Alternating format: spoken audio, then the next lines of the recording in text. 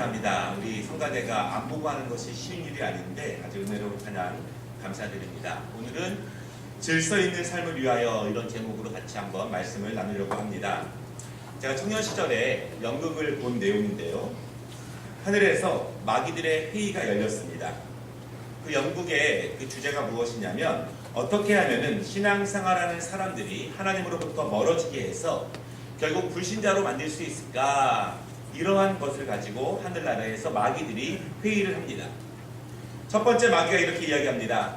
큰 고통을 주어서 하나님을 원망하게 합니다. 하나님을 원망하다 보면은 예배와 기도도 멀어지게 되어서 불신앙으로 빠지게 됩니다. 두 번째 마귀가 이렇게 이야기합니다. 아닙니다. 사업이 잘 되게 해서 하나님이 없이도 예배하지 않아도 기도하지 않아도 잘 살 수 있다는 것을 보여주면 됩니다. 그렇게 마귀가 얘기했습니다. 세 번째 마귀가 이렇게 얘기합니다. 다 좋은 계획입니다. 그런데 제가 보기에는 실질적으로 가장 효과가 있는 것은 내일로 미루게 하는 것입니다. 예배 드려. 그런데 다음 주일부터. 기도해. 그런데 조금 나아진 다음부터. 봉사해. 다음부터.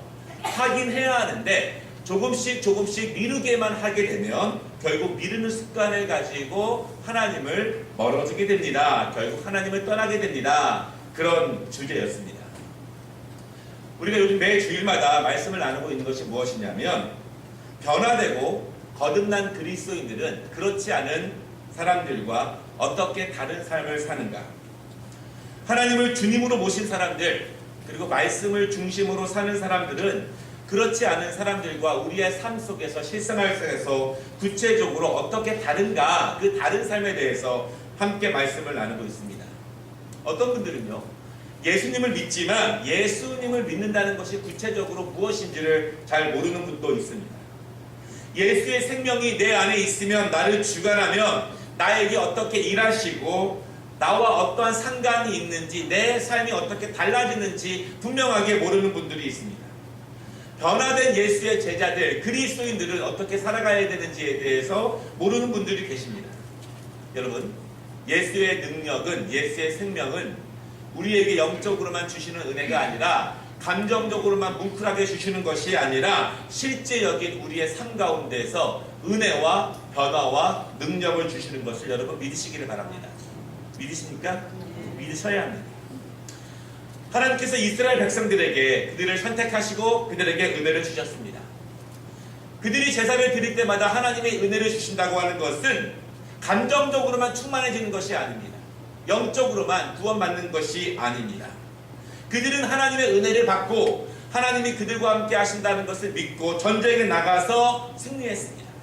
절대로 이길 수 없는 전쟁에서 승리하게 됩니다. 하나님이 손 대시자 바위 틈에서 물이 나게 되었습니다. 병이 낫게 됩니다. 비가 내립니다. 하나님이 함께 하시면 하나님이 우리 안에 역사하시면 감정적으로만 충만해지는 것이 아니라 우리의 삶에 실제적인 변화와 능력이 있다는 것을 여러분 믿으시기를 바랍니다.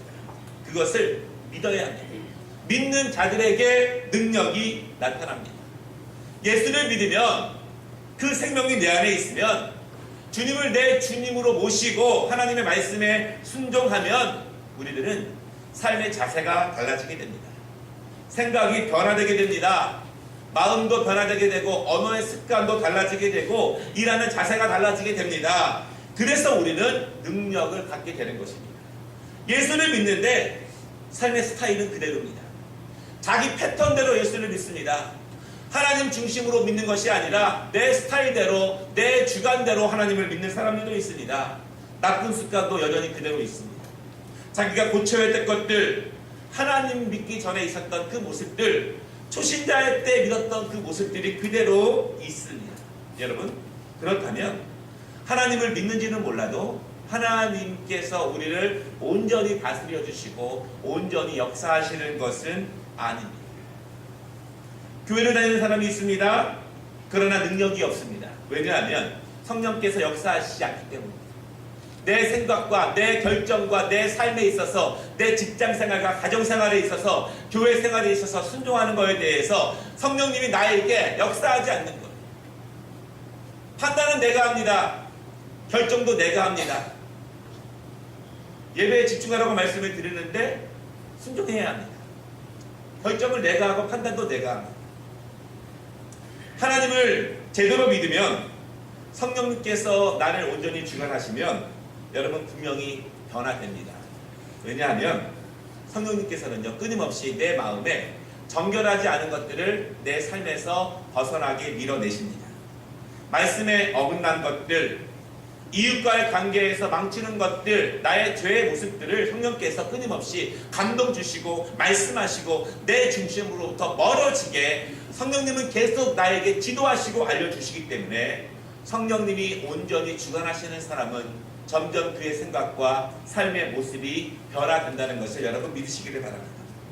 하나님을 제대로 믿는데 게으를 수 있을까요? 절대 그렇지 않습니다. 왜냐하면 게으른다는 것은 하나님이 원하시는 것이 아닙니다. 하나님을 제대로 만났는데 잠을 제대로 다스리지 못할까요? 그렇지 않습니다. 하나님을 제대로 만나면 잠도 다스릴 수 있습니다. 하나님을 제대로 만나면 술, 담배도 다스릴 수 있습니다. 가정 불화도 다스릴 수 있습니다. 하나님을 제대로 만났는데 여전히 다른 사람을 속이고 세상적인 방법으로 사업을 한다? 있을 수 없습니다. 왜냐하면 하나님은 그런 식으로 인도하시지 않습니다. 하나님은 우리 안에서 나를 바라보시며 기뻐하시기를 원하시고 나를 거룩하게 하시고 나를 하나님 보시기에 아름다운 자녀로 변화시키시기를 원하십니다. 그래서 하나님은 말씀 가운데 기도 가운데 우리를 깨닫게 하시고 나의 추악하고 더럽고 하나님이 싫어하시는 모습들을 발견하게 하시고 알아채게 하시고 끊임없이 기도 가운데 말씀 가운데 그것들을 나에게서 멀어지게 하나님은 가르치십니다. 나를 고치십니다. 나를 수정하십니다. 그것이 성령의 역사입니다. 그것이 성령님께서 온전히 다스리는 사람들의 모습이라는 것을 여러분 믿으시기를 바랍니다. 말씀을 들으며 기도할 때, 찬송할 때 내 마음에 성령께서 울려주시는 깨달음이 있다면 그것이야말로 내가 수정되어야 되고 내가 고쳐져야 되고 내가 하나님께 가까이 나아가야 되는 그 모습임을 여러분 기억하시기를 바랍니다.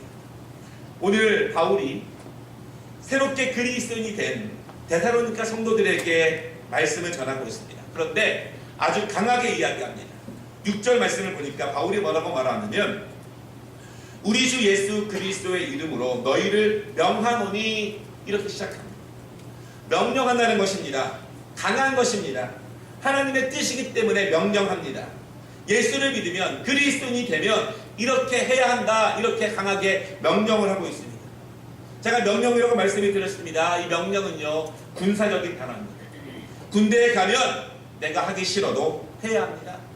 내 상황이 달라도 명령에 순종해야 합니다. 내 상황과 달라도 내 기분과 달라도 내 습관과 달라도 해야 하는 것이 명령입니다. 그것이 나를 통치하시는 분의 뜻입니다. 오늘 바울은 말합니다. 그리스도인이 된다고 하는 것은 이런 것이다. 우리에게 명령을 하는데 두 가지로 우리에게 명령을 하고 있습니다. 첫째로는요. 게으르지 않으며 삶의 질서가 있어야 한다. 우리 한번 따라해 보겠습니다. 시작. 게으르지 않으며 삶의 질서가 있어야 한다. 바울이요 데살로니가 지역에 있는 성도들을 돌아봅니다. 그리고 그들에게 편지로서 신앙적인 것과 그리고 그리스도인의 삶에 대해서 권면을 합니다. 그리고 이 데살로니가서를 마무리하면서 오늘 말씀의 중요한 말씀을 하고 있는데 게으르게 행하지 말라 이렇게 말씀하고 있습니다. 정확하게는요 6절에 뭐라고 말씀하냐면 너희에게 명하노니 게으르지 말고 게으르게 행하고 우리에게서 받은 전통대로 행하지 아니하는 모든 형제에게서 떠나라 이렇게 말씀하고 있어요. 쉽게 말씀드리면 게으르게 행하는 사람들과 교제하지 말라. 게으른 사람들과 만나지 말라. 게으른 사람들과 사귀지 말라. 이렇게 강하게 명령하는 것입니다. 여러분 게으른 것이 무엇일까요? 게으른 것. 오늘이 게으르다고 하는 것은 분명히 제가 군사적인 용어와 관련이 있다 이렇게 말씀을 드렸습니다. 이 오늘 말씀에 게으르다는 것이요 군사가 군대에서 전쟁을 치르기 위해서 행진을 합니다. 줄을 맞추고 열을 맞춰서 똑바로 행진을 하는데 그 대열에서 이탈하는 사람들을 게으르다 이렇게 오늘 본문에서 말하고 있습니다. 군대에서 함께 목적을 가지고 나아가는데 거기서 이탈하는 사람들을 게으르다 이렇게 이야기합니다. 우리 남성분들은 군대에 가보시면 행군이 얼마나 어려운지 아시죠? 행군은 참 힘듭니다. 모두가 움직여야 되기 때문에 내가 힘들어도 앞사람과 간격을 맞춰서 나가야 합니다. 그리고 40km, 50km씩 걷습니다. 무거운 것을 들고 견디기 어렵습니다. 힘든 군대는요, 더 힘들게 행군을 합니다. 그런데 거기서 이탈하거나 거기서 낙오하는 사람들을 오늘 게으르다 이렇게 이야기합니다. 왜 그것 보고 게으르다고 할까요? 오늘 그러한 모습은요, 당시의 상황과 굉장히 큰 관계가 있습니다. 2000년 전에 군사들이 적군과 싸우기 위해서 모집되고 이제 저 멀리 있는 적과 싸우기 위해서 행진을 합니다. 산을 넘고 강을 건넙니다. 너무너무 지치고 힘듭니다. 여전히 걸어서 가야 되기 때문에 더 가야 합니다. 가다 보니까요, 마을을 지나게 됩니다. 그런데 지치고 힘들고 배도 고프고 쉬고 싶은데 마을을 지나다 보니까 먹는 사람들도 있고요, 재미있게 노는 사람도 있고요, 잠을 자는 사람들도 보이고 즐거운 사람들도 많이 보입니다. 내가 힘들고 배고프고 쉬고 싶고 잠을 자고 싶은데 마을을 지나다 보니까 너무나 재미난 것들이 많이 있기 때문에 거기서 몰래 빠져나와서 그 행군하는 그 대열에서 이탈해서 자기의 즐거움을 찾아서 도망가는 사람들, 그러한 사람들을 오늘 말씀에서 게으르다 그렇게 말합니다. 여러분, 군대는 목표가 있습니다. 적군과 싸우기 위해서 나아가야 합니다. 목표를 이루면 큰 상급이 있습니다. 그런데 그것을 이루기 위해서는요, 참아야 되고 인내해야 되고 절제해야 됩니다. 그런데 내가 지금 피곤하다고, 내가 지금 힘들다고 내 눈에 보이는 먹을 것과 잠자는 것과 쉬는 것, 거기에 마음을 뺏겨버려서 그것으로 이탈해 가는 사람들, 그 사람들을 바울은 게으른 사람들 그렇게 이야기합니다. 적과 싸우기도 전에 포기하는 것입니다. 적을 만나기도 전에 포기하는 것입니다. 마음에는 분명한 목표가 있었지만 몇 발자국 가기도 전에 눈에 보이는 것들, 편한 것, 자고 싶은 것, 놀고 싶은 것, 그것을 이기지 못하고 그냥 거기서 포기하는 것입니다. 그것을 게으르다. 바울은 그런 사람들과 어울리지 말라, 그런 사람들과 교제하지 말라 그렇게 말합니다. 여러분, 왜 그럴까요? 이러한 게으름은요, 사실은 습관입니다. 습관입니다. 우리 부모들이 자녀들을 강하게 교육시키지만 게으른 거에 대해서는 어렸을 때부터 철저하게 교육을 시켜야 합니다. 평생 갑니다. 가정에서 못 잡으면 회사에서, 직장에서 어른 되어서 못 잡습니다. 게으름의 습관은요, 두 가지 이유 때문에 생깁니다. 첫째로는 자기 절제가 약할 때 생깁니다. 자기 절제가 약할 때. 마음은 있습니다. 어떻게 해야 한다는 것은 압니다. 목표도 있습니다. 그러나 현재의 즐거움, 먹고 싶은 것, 자고 싶은 것, 놀고 싶은 것, 편안하게 입고 싶은 것, 적당히만 움직이면 된다는 것을 알면서 그렇게 살아가게 됩니다.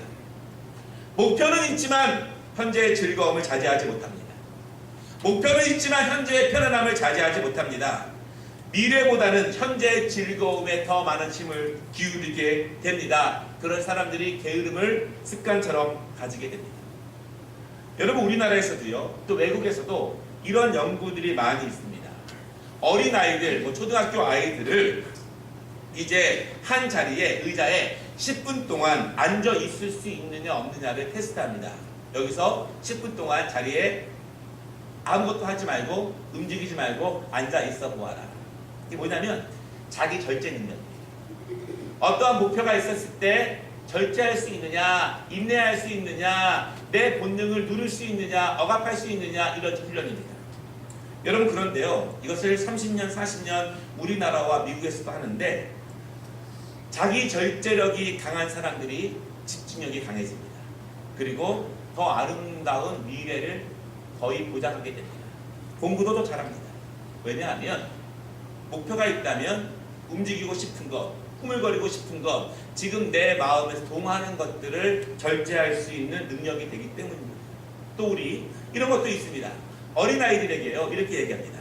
사탕 하나를 주면서 네가 5분만 이 사탕을 먹지 않으면 5분 후에 하나를 더 받을 수 있어. 이렇게 얘기합니다. 그런데 아이들이 대부분 다 지금 너무 먹고 싶으니까 5분을 기다리지 못하고 사탕을 먹습니다. 여러분, 신앙도 그렇습니다. 신앙도 하나님께서 우리에게 주시는 비전과 목표와 영광이 있다면 현재의 즐거움과 현재의 나의 모습을 절제해야 합니다. 그리고 나의 모든 것이 내 중심이 아니라 하나님 중심으로 맞춰가야 합니다. 우리 학생들 예배 시간에 학생 예배 때 보면은요 많이 움직입니다. 어른들도 마찬가지입니다. 우리가 오늘 말씀에 있는 것처럼 정말로 게으르지 않기 위해서 내 중심이 아니라 하나님의 중심으로 미래적 목표를 가지고 현재를 자기를 절제하며 살아가는 훈련이 필요합니다. 두 번째, 게으름은 어떨 때 습관이 되냐면 목표가 불확실할 때 게으름이 습관이 되기 시작합니다. 여러분 보통 남자들은요 결혼하게 되면은 목표가 확실해집니다. 보통 기반을 잡고 결혼하겠습니다 이렇게 말하지만 보통은 결혼해야 기반을 잡습니다. 왜냐하면 결혼하면 목표가 분명해지기 때문입니다. 식구가 늘어나가면 남자들은 목표가 더욱더 집중하게 됩니다. 원래 남자들이라고 하는 이 성품이요 친구들과 어울리고요 놀기를 좋아합니다. 즐겁게 시간을 보내고 취미생활하는 것을 좋아합니다. 그런데 여러분 가정이 생기게 되고 식구가 늘어나게 되면요 자신만을 위한 목표에서 가정을 위한 목표로 마음이 바뀌게 됩니다. 놀고 싶고 편안하게 싶고 친구들과 어울리고 싶지만 가정이라고 하는 분명한 목표가 생기기 때문에 나를 절제하고 내 취미를 줄이고 나만을 위한 것에서 가정을 위한 것으로 이렇게 변하게 된다는 거예요. 목표가 분명하면 게으름이 벗어납니다. 목표가 분명하면 게으른 것이 열정으로 바뀌게 됩니다.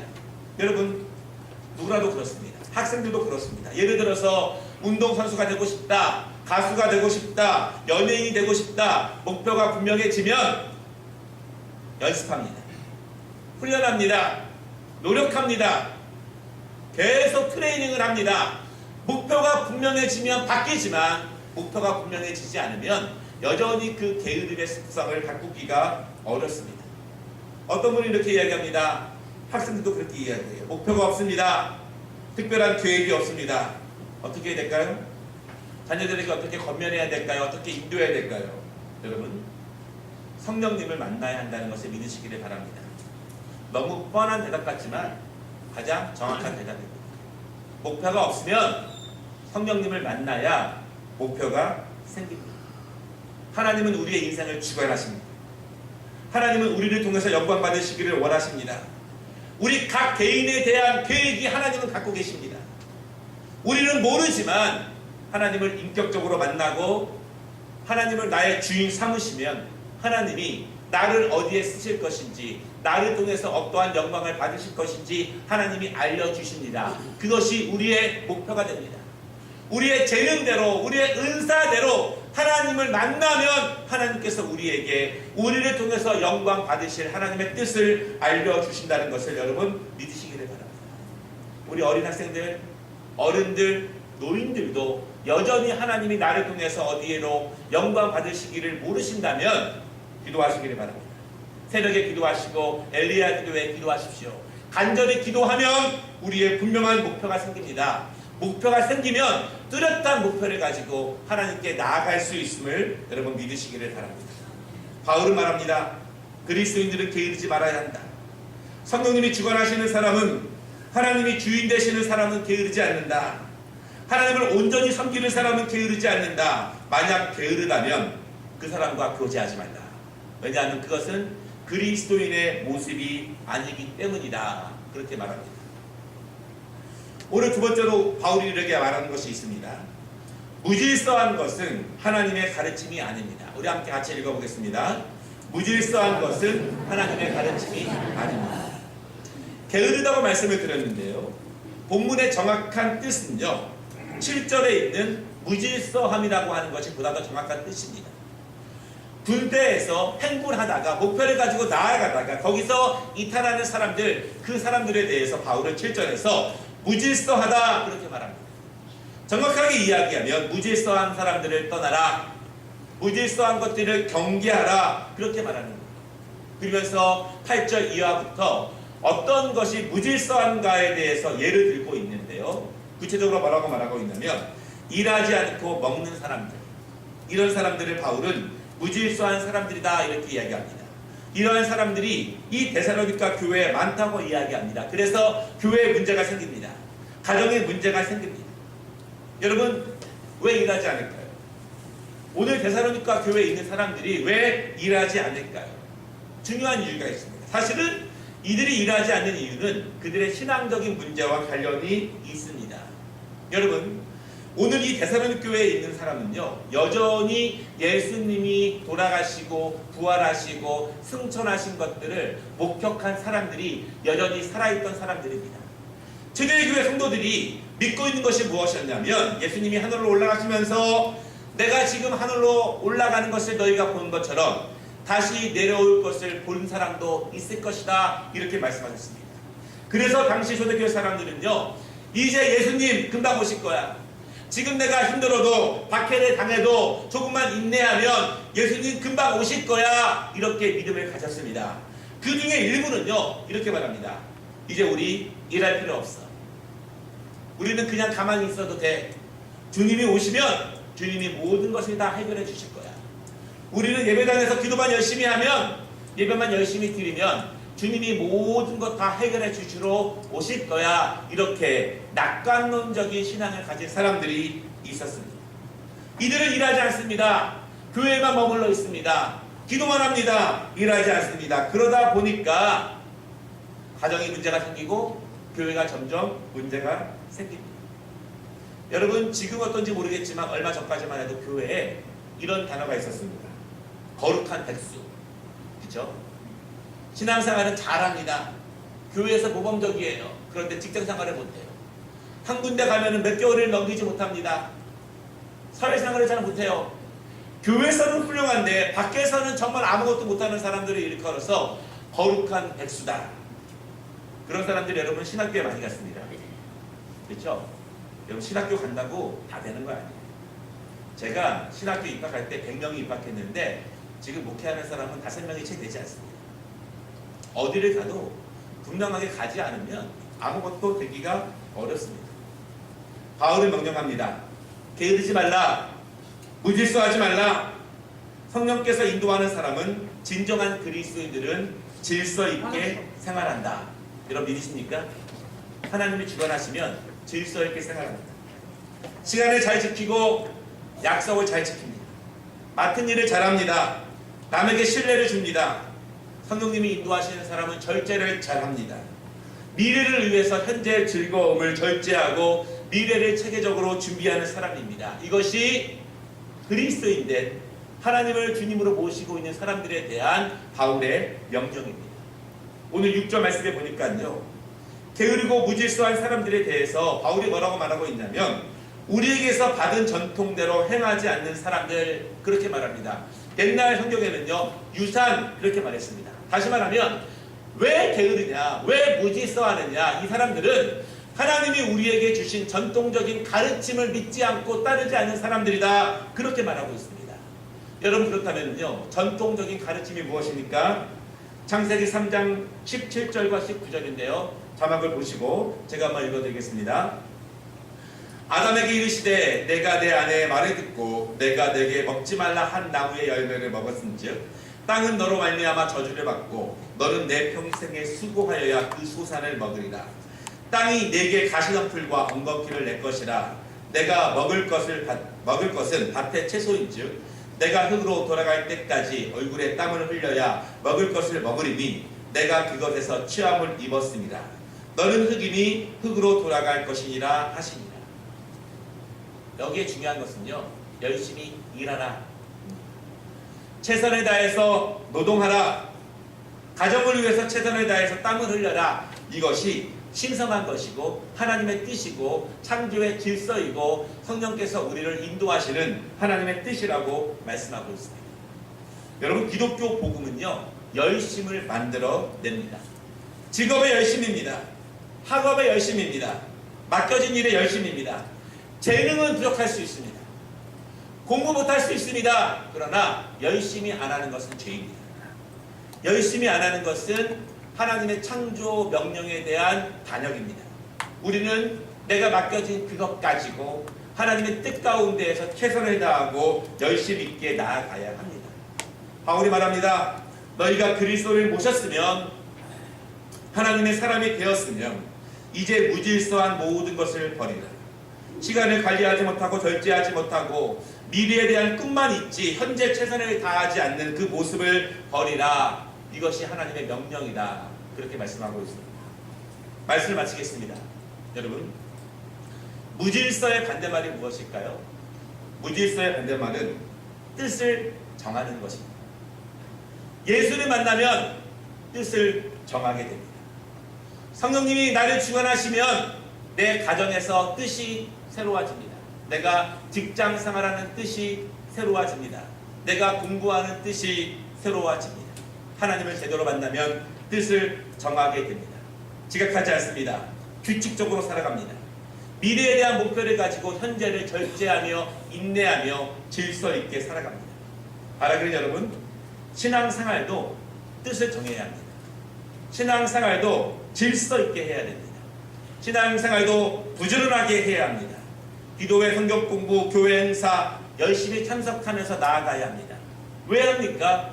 바로 하나님께서 우리를 더욱더 거룩하고 성결하게 인도하시기 위해서 우리를 하나님께서 인도하시는 모습입니다. 예수를 만나서 성령님이 나를 주관하여서 신앙생활도 게으르지 아니하고 열심히 가지고 규칙적으로 무질서 아니하고 질서 있게 살아가는 것, 그것이 하나님이 우리를 아름답게 보시는 모습이라는 것을 여러분 기억하시기를 바랍니다. 예수를 만나면 영적으로만 감동적으로만 변하는 것이 아니라 우리의 실제적인 삶과 우리의 삶의 모습이 바뀝니다. 바라기는 여러분, 날마다 우리의 마음속에서 감동 주시는 성령님의 음성에 순종하시기를 바랍니다. 게으르지 말고 질서를 가지고 열심히 있게 규칙적으로 뜻을 정하며 살아가는 우리 모든 성도들이 되시기를 주님의 이름으로 축원합니다. 기도하겠습니다.